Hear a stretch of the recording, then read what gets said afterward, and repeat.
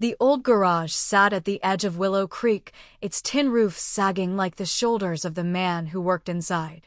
Amos Reed, a wiry mechanic with grease-stained hands and a heart too big for his threadbare coveralls, was known for two things: fixing what others couldn't and never turning away a soul in need. The townsfolk whispered that Amos could hear an engine's troubles the way a doctor hears a heartbeat. But in a town hit hard by factory closures, his kindness often left him with more promises than paychecks. One sweltering July afternoon, a sleek black sedan limped into Amos's lot, coughing and sputtering like it was on its last breath.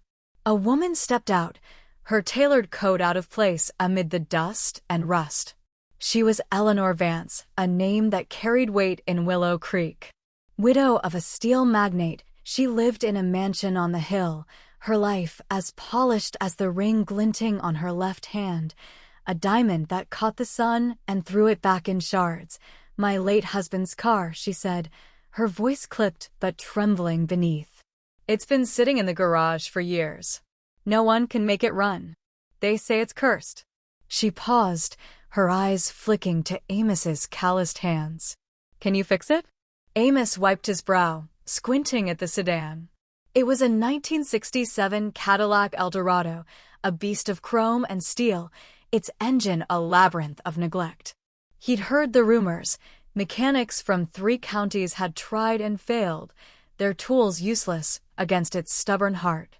Some said it was haunted by the man who'd driven it, Eleanor's husband, who died in a crash the night he'd promised to leave her. "I'll give it a go," Amos said, his voice steady. "But it'll take time." Eleanor nodded, her gaze distant. "Time is all I have."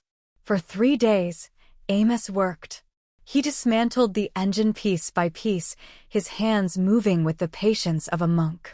The carburetor was clogged, the fuel lines brittle, the wiring a tangle of despair. But Amos didn't curse or quit. He hummed old hymns, his fingers coaxing life from metal. At night, he slept on a cot in the garage, dreaming of gears and pistons, while Eleanor's ring flashed in his mind, a symbol of a world he'd never touched. On the 4th day, a crowd gathered. Word had spread that Amos was wrestling with the cursed Cadillac. Kids perched on oil drums, old men leaned on canes, and even the diner's cook, Mabel, brought coffee and a skeptical frown. "You're wasting your time, Amos," she said. "That car's a ghost." Amos didn't answer. He was deep in the engine, his hands slick with oil, when he found it, a tiny fracture in the fuel pump, so small it was invisible to anyone who didn't listen close.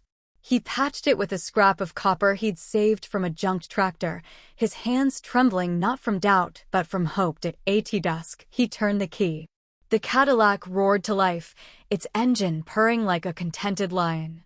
The crowd gasped, then cheered. Mabel dropped her coffee. Amos stepped back, his coveralls black with grime, a quiet smile breaking through the exhaustion. Eleanor arrived as the sun dipped below the horizon, her coat now rumpled, her face softer than before. She stood by the car, listening to its steady hum, her eyes glistening. "You did it," she whispered. "No one else could." Amos shrugged, wiping his hands on a rag. "Just listen to what it needed." She reached into her purse, pulling out a check. "Name your price." Amos glanced at the check, then at the crowd still lingering, their faces lit with pride. He thought of his own life, rent overdue, his sister's medical bills piling up, the refrigerator that held nothing but a jar of mustard. But he shook his head. "Ma'am, I don't fix things for money. I fix 'em because they're broken." The crowd fell silent. Eleanor's lips parted, but no words came. Then, slowly, she reached for her left hand. With a gentleness that seemed to surprise even herself, she slid the diamond ring from her finger. It caught the fading light, a star against the dusk.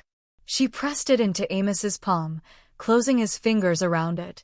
"This isn't payment," she said, her voice breaking. "It's a thank you. My husband, he wasn't kind. This ring was his chain. You've given me back something I thought I'd lost. Freedom. Hope." Take it, please. Amos stared at the ring, its weight heavier than any wrench. He wanted to refuse, to say it was too much, but her eyes held a plea he couldn't ignore. He nodded, slipping the ring into his pocket, his throat tight. The crowd dispersed, whispering of miracles. Eleanor drove the Cadillac home, its engine singing. Amos stood alone in the garage, the ring a quiet warmth against his heart. He didn't sell it, though it could have paid his debts 10 times over. Instead, he gave it to his sister, who wept as she slipped it on, her hospital gown no match for its shine. Months later, Willow Creek buzzed with new life.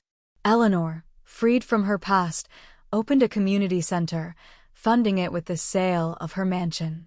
Amos's garage became a hub for apprentices, kids who learned to fix engines and believe in themselves. And Amos? He still worked late, humming hymns, listening to the heartbeat of broken things. Sometimes, at dusk, he'd look at the empty spot where the Cadillac had stood and think of Eleanor's ring, not the diamond, but the act of giving it. It wasn't about wealth or sacrifice. It was about seeing someone struggle and saying, "I hear you. I'll help."